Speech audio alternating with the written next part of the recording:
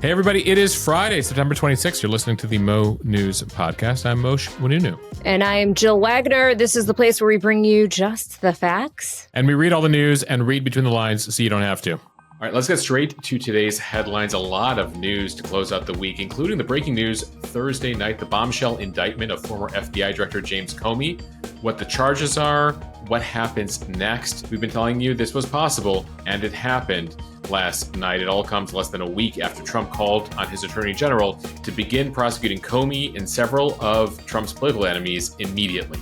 We'll then get to details of that much-awaited TikTok deal, President Trump announcing that in the Oval Office yesterday, who's buying the company, and now what happens to the algorithm, and questions about the Chinese involvement in the app moving forward. The head of the Palestinian Authority appearing virtually at the United Nations on Thursday, his message to the international community, and what he said about Hamas. It comes as the Israeli Prime Minister addresses the UN today. To that shooting at an ICE facility in Texas on Wednesday, what we know about the motive and the intended target, plus a potential government shutdown next week, what the White House is telling government agencies to do to prepare. Raising the stakes as Democrats try to negotiate. An unprecedented meeting of America's top military officials. What could this be about? In business news, Amazon reaching a massive settlement over allegations that it misled Prime users, essentially, Moshe, making it very difficult to cancel a Prime subscription. But Amazon's sorry. Well, at least they're paying a settlement. And in entertainment news, the Broadway musical is in trouble. We'll tell you why. Plus, it is Friday. Cheers to the freaking weekend, what we are watching, reading, and eating. A Broadway show, Jill. I'm taking it a Broadway show. All right, let's start with the breaking news coming into this Friday morning. Former FBI Director James Comey indicted last night on allegations that he lied to Congress during testimony back in 2020. The indictment came via a federal grand jury in Virginia last night. The charges against Comey include one count of making false statements and one count of obstruction of Congress. The charges here punishable by up to 5 years in prison if he is found guilty and sentenced to the maximum there. Now, grand jurors did reject a third possible charge, a third possible count. The prosecutors were looking for another false statement charge. But they got charges on 2 of the 3 from the grand jury, so now this would go to a trial. Comey expected to turn himself in today and face a judge. The indictment comes less than a week after President Trump issued an extraordinary public demand for the Justice Department to prosecute Comey, as well as several other political enemies. He has considered Comey a foe for nearly a decade now. Some background here that we've been telling you about. The White House recently forced out a top prosecutor in the Eastern District of Virginia, replacing him with one of Trump's former personal attorneys, a loyalist of the president's. That previous prosecutor reportedly didn't think the feds had the goods on Comey and other folks that Trump wanted him to prosecute, and so effectively was forced out of the job, Trump putting in that loyalist earlier this week. The case now means that Comey is the first former senior government official to face prosecution in connection with that Russia investigation that has become a central issue for Trump for nearly a decade, that original FBI probe into Russian interference in the Trump 2016 election victory, what Trump has for years called the Russia hoax. He's also called it a witch hunt, despite multiple government reviews, including that Mueller report, showing that Russia did try to interfere on his behalf, though not to the extent that he was accused or Democrats claimed, or any sort of criminal conspiracy, but nonetheless has been a big issue here. Trump has been looking for revenge for years, hailing the indictment last night on social media, writing in all caps, "Justice for America!" exclamation point. Earlier in the day, Trump was asked about the pending indictment. This is before it was signed and announced, Trump calling Comey a bad person and a sick guy, saying he wasn't specifically or individually involved in this, but supports prosecuting who he called a bad cop. Following the indictment last night, Comey posted a short video response on his Instagram page. Here's a bit of what James Comey had to say. My family and I have known for years that there are costs to standing up to Donald Trump, but we couldn't imagine ourselves living any other way. My heart is broken for the Department of Justice, but I have great confidence in the federal judicial system, and I'm innocent. So let's have a trial and keep the faith. You heard the reference to his family there in the video. Remember, just a couple months ago, his daughter, Maureen Comey, who was the federal prosecutor in New York, she handled cases like the Epstein case and the Diddy case. She was fired by the Trump administration. And then last night, following the indictment, James Comey's son-in-law, who also worked at the Justice Department, resigned last night following the indictment of his father-in-law. Some background here. James Comey was appointed FBI director back in 2013, typically a 10-year term, but just about 4 years into the term, Trump was elected. He would fire him in early 2017, had issues with James Comey. He has remained a top target for Trump for years, looking for retaliation into the Russia investigation. Now, what's notable about Comey is he didn't have many friends on the other side either. Remember, he earned the wrath of Democrats and Hillary Clinton in particular for his investigation into Hillary Clinton's emails and her server. That's something she partly blames for her loss to Trump in 2016. So no fans of Comey on the other side, though he has gone on to endorse Joe Biden in 2020, Kamala Harris in 2024, became particularly political. Trump hated, though, Comey for setting the groundwork for what would turn into the Mueller investigation, the Russia connections, and really set the stage for his first impeachment. Now, as for the charges that Comey faces here, we don't have much detail. This indictment, pretty bare bones, literally just lists the 2 counts here. The focus appears to be testimony James Comey gave before Congress.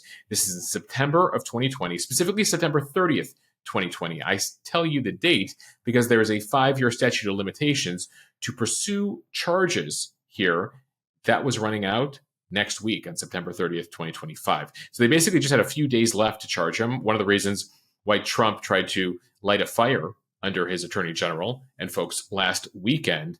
As for what happened there in 2020, Comey was in a hearing testifying before a Senate committee and was asked whether he ever authorized leaks about the investigation into Trump. That's something he denied.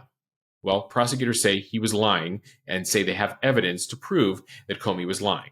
So that's the first count. The second count relates to an obstruction of a congressional proceeding. That relates to that same testimony in September of 2020, but it doesn't specify in the indictment what the false and misleading statements are or details on obstruction. So we'll wait to hear more details today. But given the charges here, given the allegations, the he said potential here, this is a challenging case based on legal experts that we've spoken to. One of the reasons here why several prosecutors, albeit even conservative prosecutors, were unwilling to pursue this case. Nonetheless, you had a number of Trump officials last night hailing this, including the Attorney General, Pam Bondi. She wrote on X last night, "No one is above the law. Today's indictment reflects the Justice Department's commitment to holding those who abuse positions of power accountable for misleading the American people. We will follow the facts in this case." FBI Director Kash Patel, who incidentally worked on a review of the 2016 Russia investigation as a Republican staffer for the House Intelligence Committee, referred to previous corrupt leadership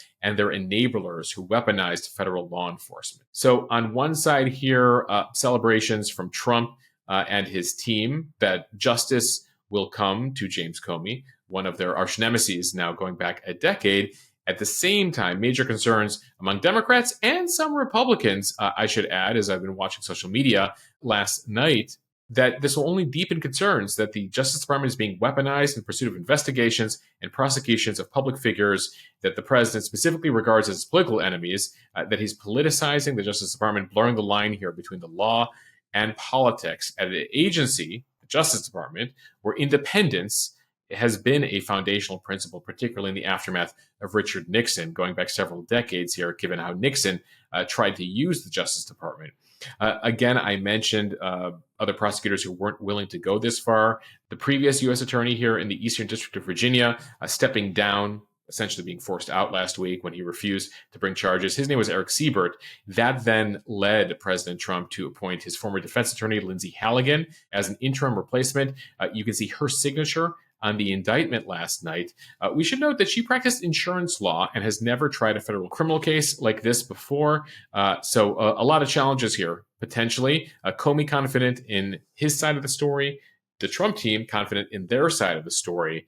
But as we mentioned earlier this week on the podcast, while there have been prosecutions you could view as political in the past, including against Donald Trump, right? The Alvin Bragg prosecution on the Stormy Daniels documents probably would never have happened to anyone but Donald Trump, even though technically there was a law broken there. So it was easy for Trump to say that it was all politics. But in that case, there is no evidence that Joe Biden was directing prosecutions of Trump. They were individually being done by, Democratic leaning or Democratic prosecutors across the country. In this case, you have explicit direction from Trump on social media, on camera, saying, come on, get on with it. Here are the people I want you to prosecute.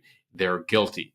So we're seeing things at that level that we have not seen before. And again, the concerns here about blurring the line between politics and the use of the Justice Department and the chief legal officer of the United States, Pam Bondi, the Attorney General. So we will watch history unfold today as James Comey goes before a judge and watch to see what develops next here. Again, things moving very fast, less than a week after Trump called for his political enemies to start getting prosecuted. Two of the people he wants to see go next, Letitia James, the Attorney General of New York. He believes she's guilty of mortgage fraud. And then Adam Schiff, the senator from California. Two people who've been very focused for a long time on Trump's alleged crimes, and two people that Trump now wants to get his revenge on. Okay, we are finally learning more about the TikTok deal. President Trump signed an executive order on Thursday that will keep the app running in the United States. He says this deal satisfies the requirements of that national security law that demanded TikTok's Chinese owner, ByteDance, sell TikTok's U.S. operations or face an effective ban in the United States. China still needs to approve the deal. Now, the way that it is structured, a new joint venture company will be overseeing TikTok's U.S. business. ByteDance will have about a 20% stake. That joint venture company is made up of tech giant Oracle, Silver Lake, and MGX Investment Fund, which is based in Abu Dhabi. So those are the main investors in TikTok's U.S. business. They'll control about 45% of TikTok. Vice President J.D. Vance saying the valuation is about $14 billion. President Trump has said Chinese President Xi Jinping has given this deal the green light. Under the planned arrangement, Oracle will be overseeing the app's security operations and continue to provide cloud computing services for this new TikTok U.S. firm. There are still a ton of questions. We have not learned all of the details about the deal, but CNBC is reporting that the federal government, the U.S. federal government, will not have any sort of equity stake or a so-called golden share in TikTok's U.S. operations. Moshe, this all sounds pretty complicated. The question really is, does this deal do anything to protect Americans' data and protect American national security?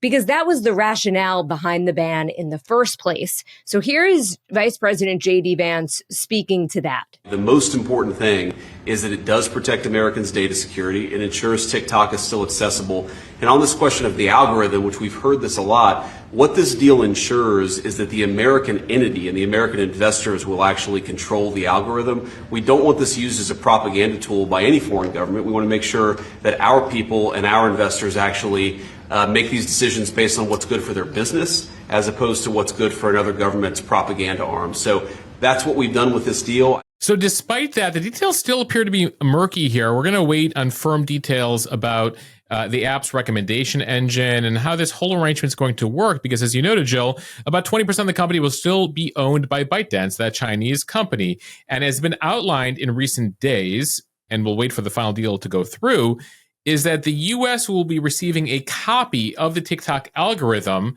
and then it'll be retrained on U.S. user data. But the underlying algorithm there is still controlled by the Chinese. It's effectively a licensing arrangement here. And the Chinese have been saying publicly that they still control this algorithm in the end. So pay attention to the details here, because we understand this financial arrangement, the new U.S. owners, you're talking about Oracle and these various companies who are going to be making money off of TikTok.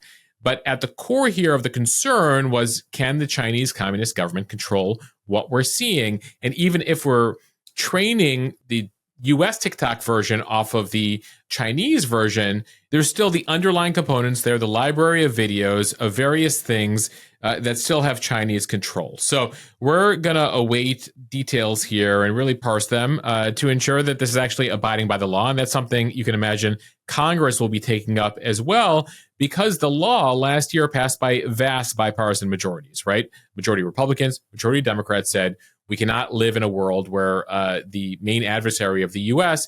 effectively controls the most popular and relevant and influential social media app in the country. It's an app that 20+% of Americans get their news from. And that's a lot of power. That algorithm has a lot of power. And so that's something we'll continue to ask questions about. One thing I will add as we talk about the algorithm, Jill, Trump joked yesterday that if it was up to him, he would make the algorithm 100% MAGA, but then said, well, we're going to allow everything on the platform. So certainly there's the Chinese component and then also the new ownership component that a number of people are asking questions about. And the joke from the president yesterday, certainly not making everyone on all ends of the political spectrum feel great about it.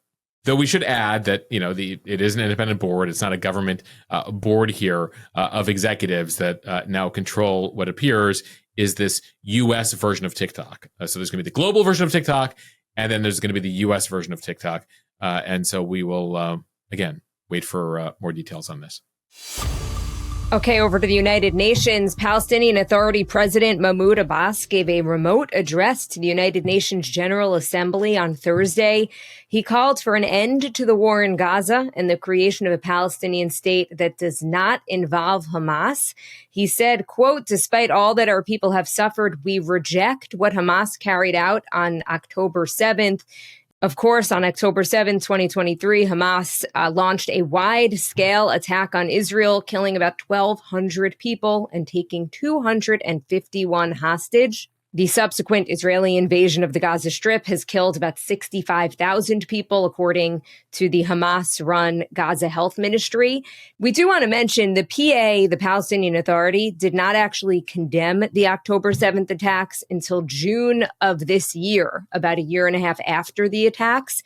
But this all comes as numerous countries, including the UK, France, and Australia, have formally declared their recognition of a Palestinian state at the UN General Assembly this week. The PA saying it is willing to take responsibility for Gaza and that Hamas will have no part in governing the area after the war. And he also is calling on Hamas to lay down its arms. He's saying, we reiterate, we do not want an armed state. And he said that the PA recognizes Israel's right to exist. Right. That's something the Palestinian Authority actually formally recognized more than 20 years ago in the early 90s when the Israelis and the Palestinians signed the Oslo Peace Accords. That was an agreement that was supposed to lead to a Palestinian state there. But those conversations collapsed. At the end of the Clinton administration, there was the rise of there was the subsequent Palestinian uprising, the Second Intifada. There was another offer made in the late 2000s during the Bush administration that was actually rejected by the same guy, Abbas, who's now been in charge of the Palestinians for 20 plus years.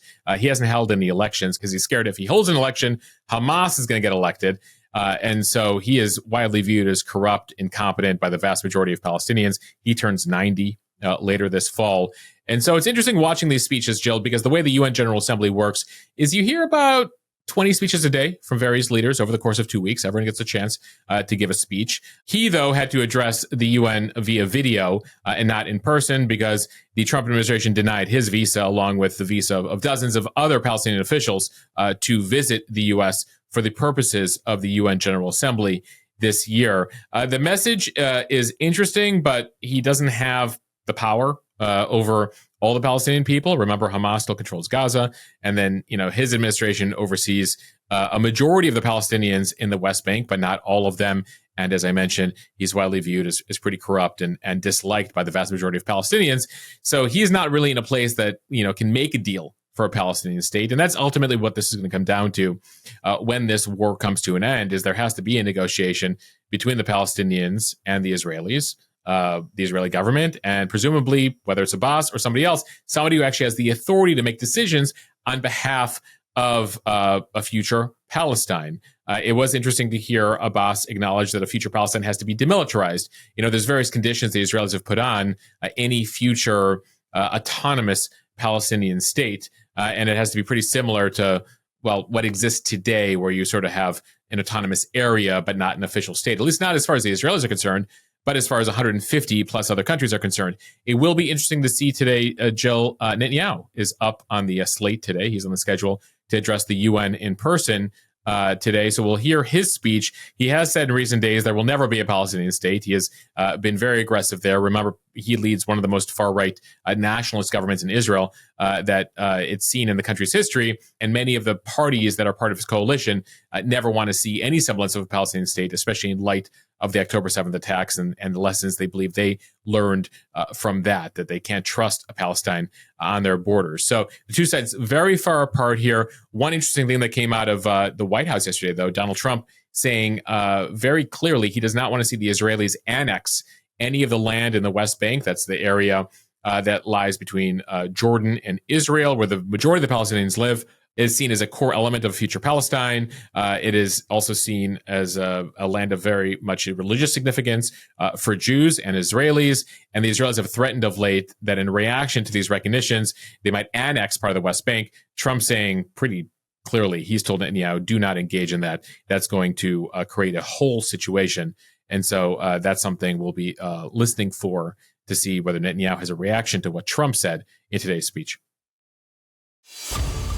Time for the speed read, starting with what we are learning about the shooting this week at an ICE facility in Texas. From CBS News, federal officials say the shooter who attacked the U.S. Immigration and Customs Enforcement facility in Dallas was targeting ICE agents. The acting U.S. attorney for the Northern District of Texas, Nancy Larson, she said a collection of notes found at the shooter Joshua Yan's residence showed an animus toward ICE agents and that he had been planning this attack for some time. Notably, these loose notes included a game plan of the attack and target areas at the facility. He called the ICE employees people showing up to collect a dirty paycheck. He wrote that he intended to maximize lethality against ICE personnel and to maximize property damage at the facility. He hoped to minimize any collateral damage or injury to the detainees and any other innocent people. It seems that he did not intend to kill the detainees or harm them. Officials did not provide any more specifics about the victims' identities. One detainee was killed in the shooting, and two others were injured. Officials say that Yan legally purchased the 8mm bolt-action rifle used in the shooting, buying the gun just last month. They found a note at the suspect's residence that said, quote, "Yes, it was just me." Very direct here in terms of the evidence that this guy put forward. It's again, similar to the Charlie Kirk murder here. And according to officials, there's evidence that he was researching the Charlie Kirk murder as he planned this. Remember, we talked about, he was also on a roof as a sniper. He also wrote on the bullets. And so a number of similarities here in terms of him following the lead of the Charlie Kirk murder. Jill, it comes as we told you yesterday that there have been a number of attacks on ICE facilities, even in Texas. Just in July, there were 2 of them alone. There's been a lot of focus on ICE here. There are apps now that some people have that allow you to track ICE agents. And apparently Yan used apps that track ICE agents as part of his planning for this attack, according to law enforcement officials. The apps originally have sprung up to help migrants track ICE operations and avoid arrest, but clearly here being used by other individuals. And you continue to hear from law enforcement here and from political officials that the rhetoric has to be toned down because they believe it is directly then inspiring attacks like we saw this week.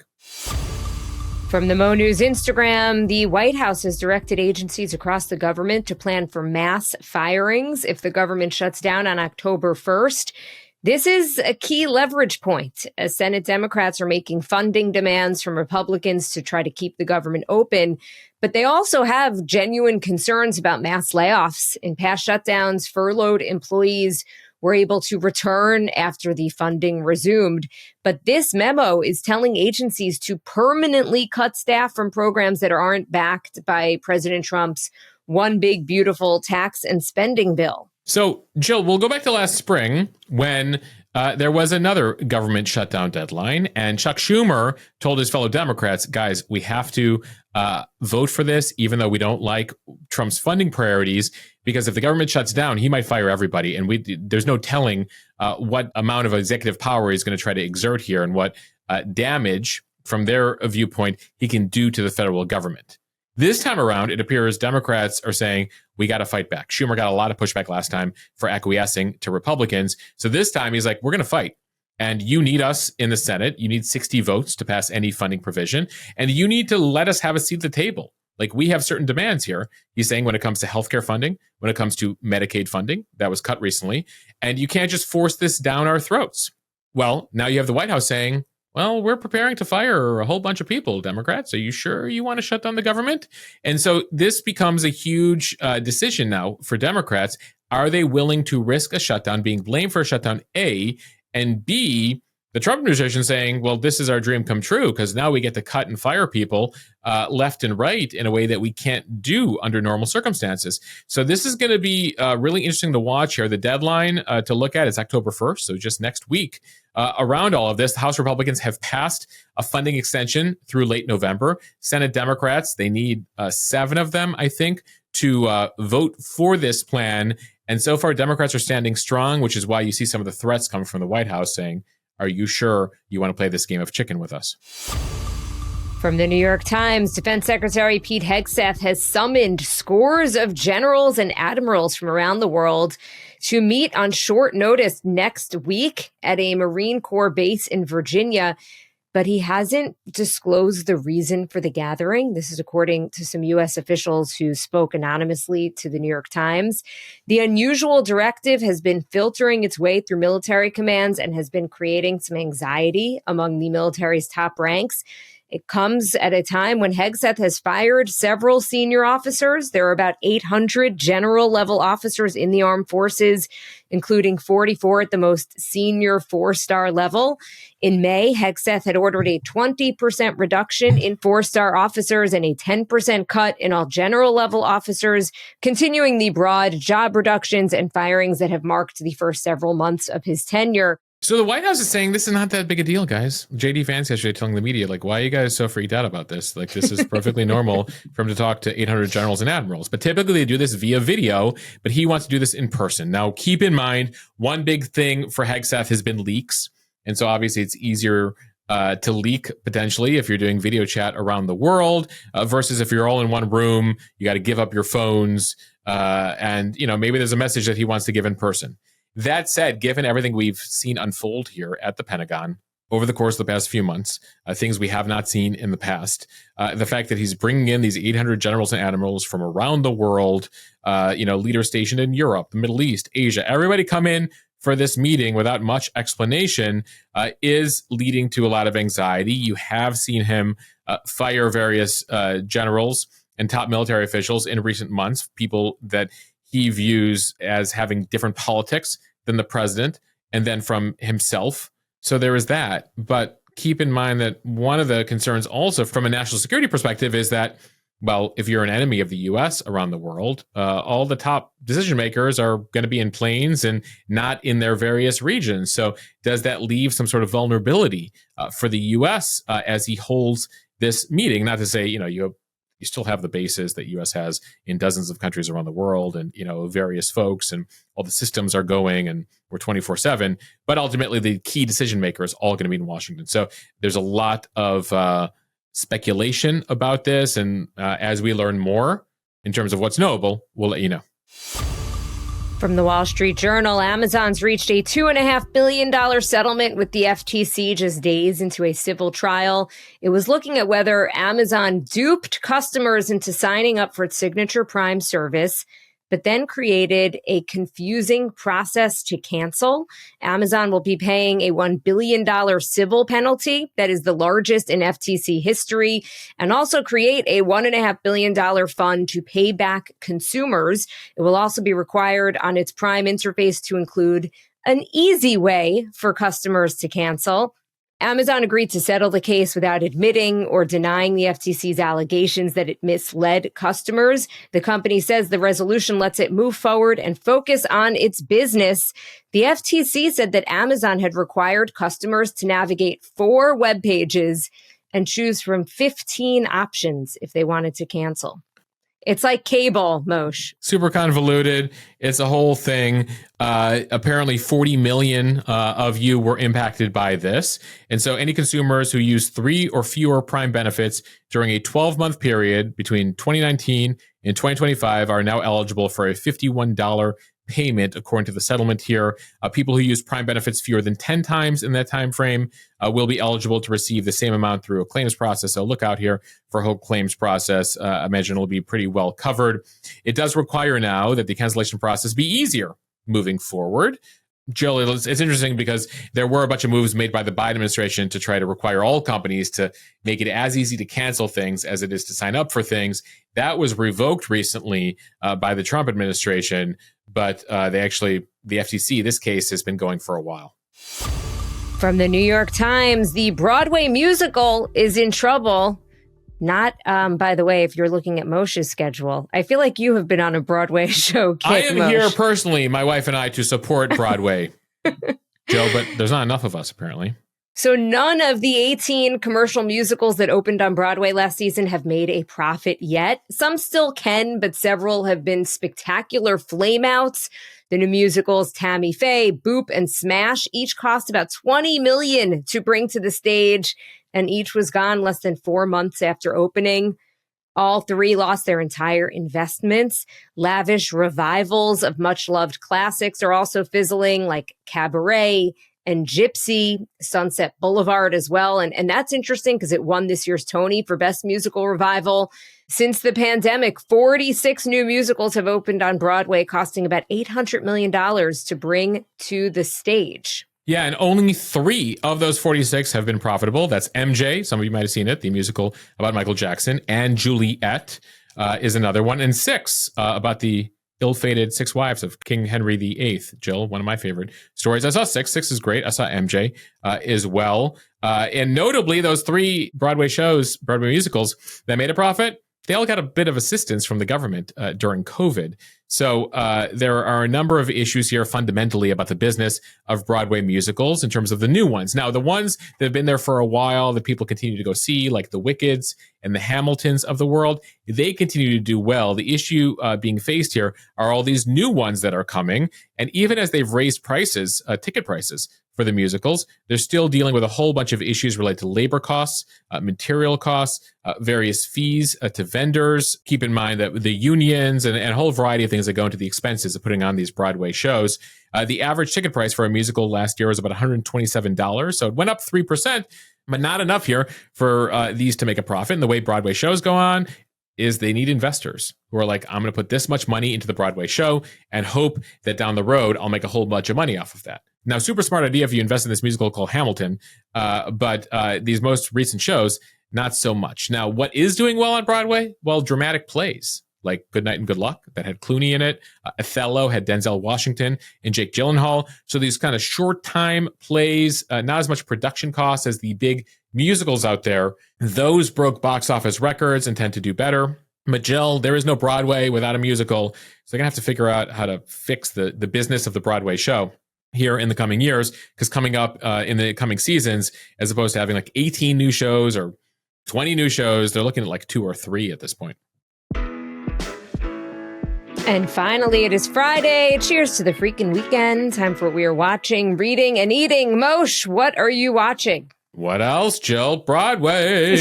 I feel like every time I turn around, you're going to see a Broadway show. I am impressed. We're on a binge right now, Alex and I. We have a binge. We have like a good babysitter situation happening, so we're able to see some shows. We saw The Great Gatsby on Broadway, which I thought was like very good. You know, Great Gatsby's a book, right, by F. Scott Fitzgerald, and it's been on Broadway for a couple of years. But it felt like old time Broadway, like big sets. Costumes, like all of that.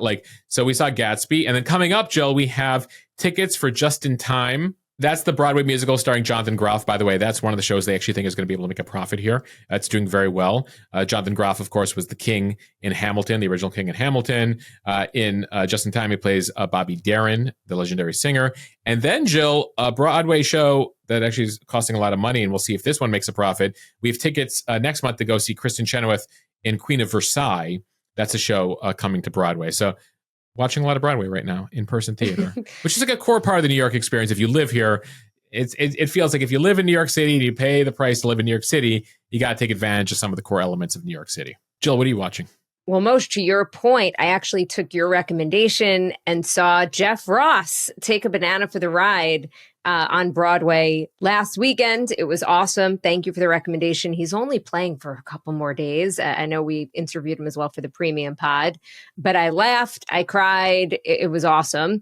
I am also watching Blood of My Blood. It is the prequel series to Outlander, which I was obsessed with. So Blood of My Blood, I just started that. Moshe, what are you reading? So, friend of the pod, Jake Tapper of CNN, has a new book out. Remember, he had the Biden book in the spring. He has a new book out called Race Against Terror. It's about chasing al-Qaeda terrorists. It's a real-life thriller, one of the more riveting true crime stories of the 21st century. And so, going to check out that book by Tapper, who's apparently between CNN and writing books, keeping very busy there, Jake. Jill, what are you reading? Not quite on the terrorist chasing trail. Babysitter's Club. I think I may have mentioned this before, but now I'm actually reading these books with my daughter. It was my favorite series growing up, and now she's super into it. So every night we read a couple of chapters, and I'm taken back to my youth. Moshe, what are you eating? A lot of birthday cake, Jill. My daughter is 2, and she's had birthdays with all of her grandparents and all of her friends, and a cake for every occasion. So half of our refrigerator is leftover cake. So that's my weekend plan. Just polish it off. Yeah, like I'm gonna have cake with a side of cake, please. Bring the sweatpants. What are you eating? So I have discovered the Great Kerber's Farm, which somehow you and Alex discovered before I did, despite the fact that I now live just a few minutes away from it. I have heard that the s'more... I didn't discover it. Alex discovered it. She's like the resident finder of cool things. So I have heard that the s'mores pies are next level. The chicken pot pie, also delicious. So that has become my post pickup. After I pick my son up from school, that is where we stop and route home. And every day we're trying something new. All right, everybody, have a wonderful weekend. Thank you for listening to the Mo News Podcast. If you like what you hear, share this with your friends. It will help us grow. Follow us, subscribe so you don't miss an episode, and review us in the App Store. The reviews really help. See you guys next week. Thank you. Listen to Mo News Podcast.